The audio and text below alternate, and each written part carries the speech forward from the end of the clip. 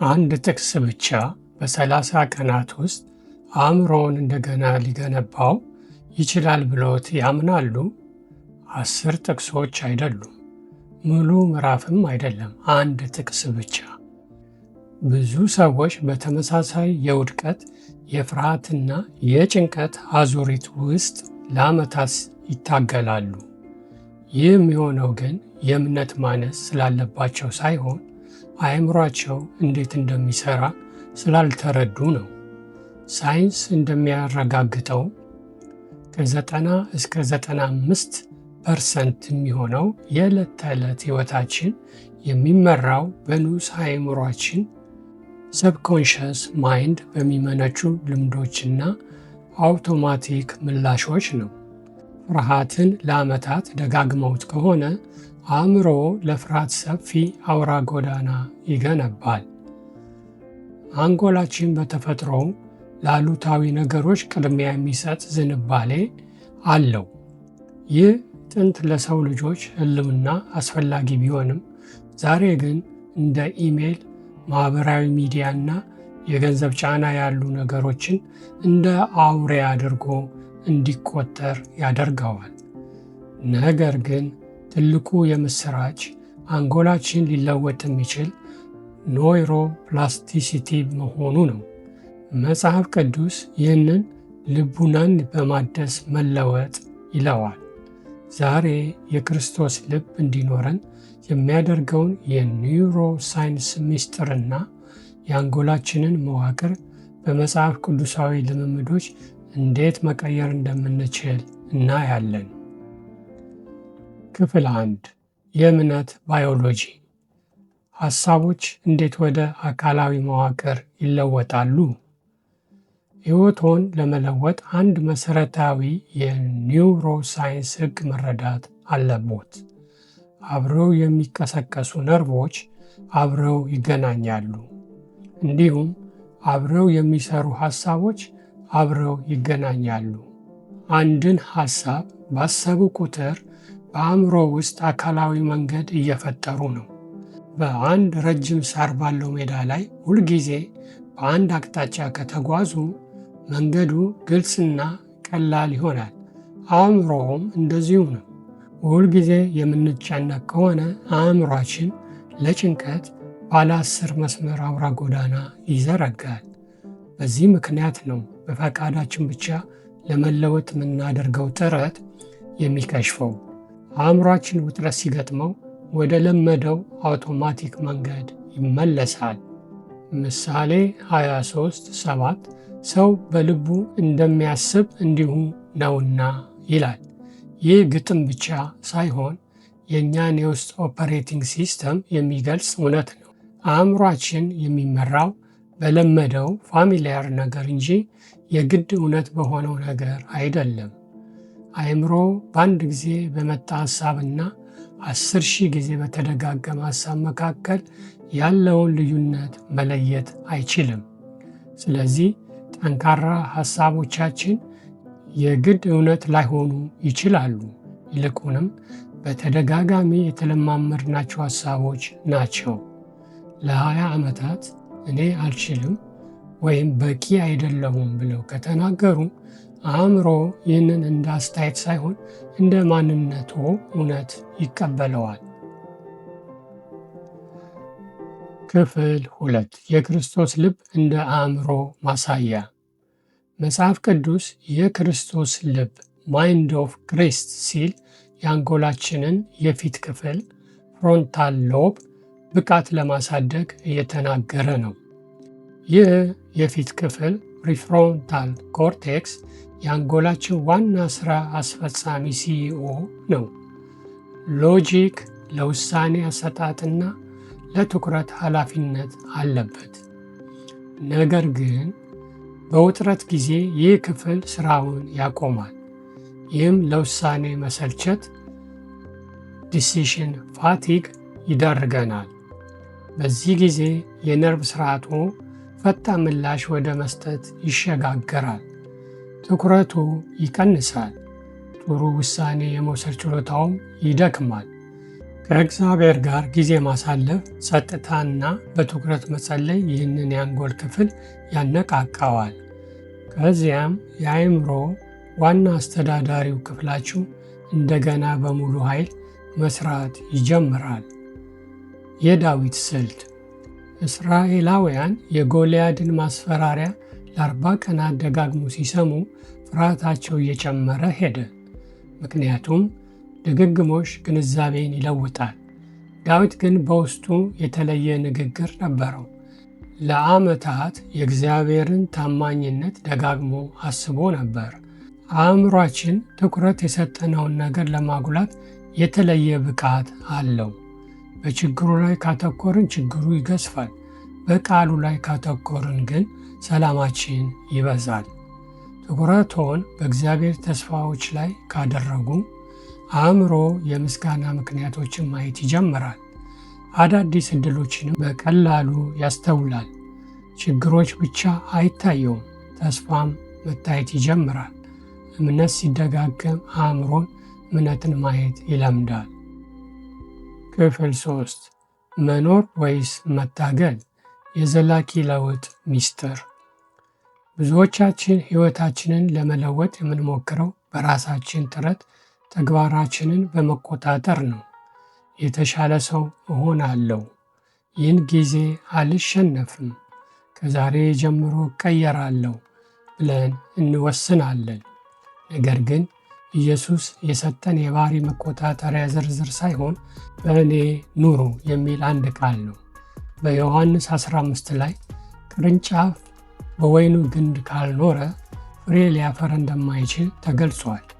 ቅርንጫፍ ሕይወት ከሚሰጠው ዛፍ ጋር ተያይዞ መኖር አለበት። እኛም ከክርስቶስ ጋር እንዲሁ መኖር አለብን። የስልክ ምሳሌ። ስልኮ ባትሪ ሲያልቅበት በርታ ብለው አይጮሁበትም። ይልቁንም ከቻርጀሩ ጋር ያገናኙታል። ስልኩ ኃይልን በራሱ አያመነጭም። ከኃይሉ ምንጭ ጋር ተገናኝቶ ብቻ ይሞላል። እኛም እንዲሁ ነን። መንፈሳዊ ኃይልን በራሳችን ማምጣት አንችልም። ከክርስቶስ ጋር ስንጣበቅ እርሱ ኃይሉን ይሰጠናል። የቅርንጫፍ ምሳሌ። ቅርንጫፍ ፍሬ ለማፍራት አይጨነቅም፣ አይታገልም። ከግንዱ ጋር ስለተገናኘ ብቻ ሕይወት ሰጪውን ፍሬ ያበቅላል። እኛም በክርስቶስ ስንኖር ለውጡ በተፈጥሮ ይመጣል። አሁን ደግሞ በኒውሮሳይንስ በክርስቶስ መኖር ትርጉም እናያለን። የመኖር ወይንም አባይዲንግ ኒውሮሳይንስ በክርስቶስ መኖር ማለት አእምሯችንን ለድሮ አሉታዊ ልምድ እንዳይጋለጥ ማድረግ ማለት ነው። በቃሉ ውስጥ ስንኖር አሮጌዎቹና መርዛማዎቹ የነርቭ መንገዶች እንደ ድንጋጤና እረፍት ያሉ ስራ ስለማይፈቱ መክሰም ይጀምራሉ። በዚህ ፈንታ አዳዲስ የሰላምና የእውነት መንገዶች በአንጎላችን ውስጥ ይገነባሉ። በክርስቶስ መኖር ማለት ሁልጊዜ በከፍተኛ መንፈሳዊ ስሜት ውስጥ መሆን አይደለም። ዋናው ነገር ደጋግሞ ወደ ክርስቶስ መመለስ ነው።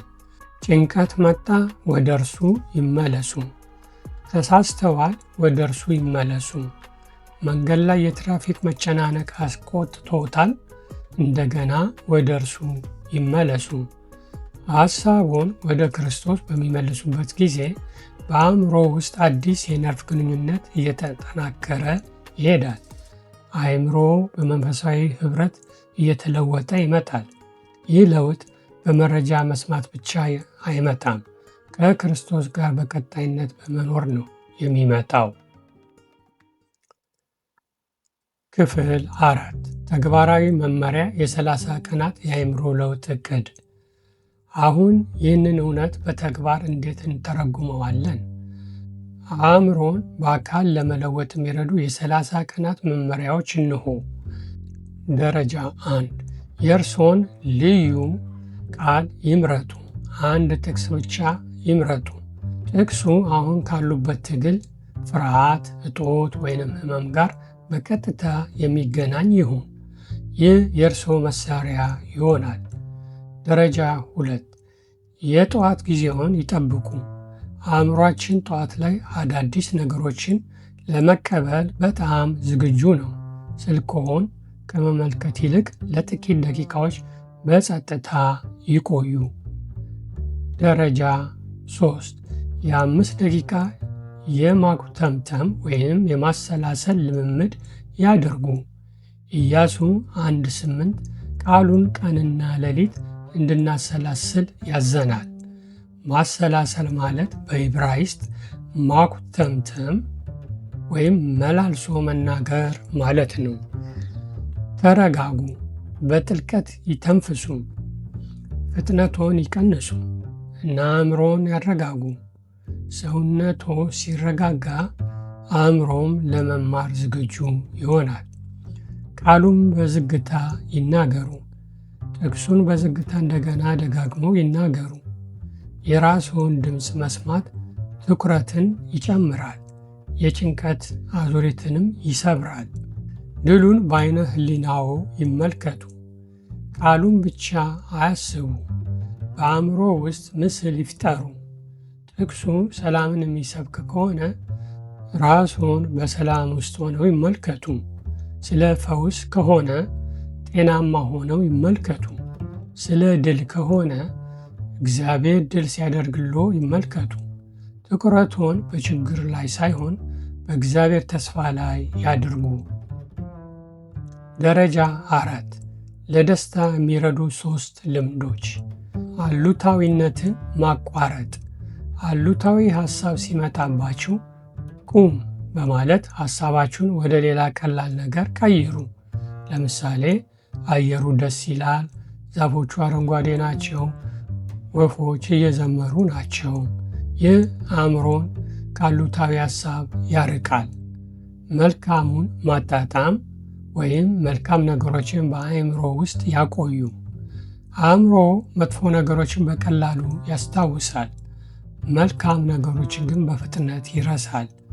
አንድ ደስ የሚል ነገር ሲገጥማችሁ ለ20-30 ሰከንድ ያህል በትኩረት አስቡት። ይህ ሐሳቡ በአእምሮ ውስጥ በቋሚነት እንዲቀረጽ ይረዳል። የመጫወቻ ጊዜ ይስጡ። በሳምንት ለ30 ደቂቃ ያህል ደስታ የሚሰጡትን ሥራ ያለምንም ግብ ያድርጉ።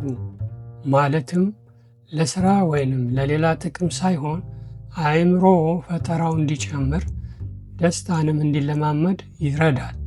በቀላሉ ስለሚወዱት ብቻ ያድርጉት። ይህ የአንጎላችንን የፊት ክፍል ያጠናክራል።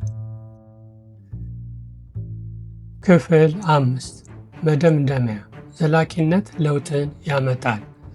ለውጥ የሚመጣው ብዙ በመስማት ሳይሆን እውነቱ በልባችሁ ውስጥ ምን ያህል ዘልቆ እንደገባ ነው። ቃሉን አንዴ ማንበብ ያስተዋውቀናል፣ ማሰላሰል ግን በውስጣችን ይተክለዋል። መቃወም ሊሰማችሁ ይችላል፣ አሮጌ ሐሳቦች ሊመለሱ ይችላሉ። ነገር ግን ይህ ማለት ለውጥ የለም ማለት ሳይሆን አሮጌው መንገድ እየፈረሰ መሆኑን የሚያሳይ ነው። በስሜት አትለቁ። ለውጥ መጀመሪያ በማይታየው ዓለም ውስጥ ነው የሚጀምረው። በውስጦ በሐሳቦና በአእምሮ ውስጥ ነው። ለ30 ቀናት በጽናት ከቀጠሉ ቋንቋው ከተስፋ አደርጋለሁ ወደ አምናለሁ ይለወጣል። ምክንያቱም የእግዚአብሔር ቃል ከመረጃነት አልፎ የእርስዎ አካላዊ እውነት ሆኗል። ፈታኝ ጥያቄ። የእርስዎን አንድ ጥቅስ ዛሬ ይምረጡ። በማስታወሻዎት ላይ ይጻፉት። በስልኮ ላይ ያስቀምጡት። በልቦ ውስጥ ይያዙት። በየቀኑ የ5 ደቂቃውን ልምድ ለመፈጸም ቃል ይግቡ። አእምሮ ሁልጊዜ እያደመጠ ነው። የሚሰማው ነገር ሊታመን የሚገባው መሆኑን ያረጋግጡ።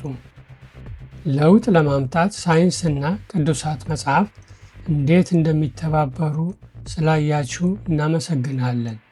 ለተጨማሪ ትምህርቶች ሰብስክራይብ ያድርጉ። በሚቀጥለው ቪዲዮ እስከምንገናኝ ደህና ሰንብቱ።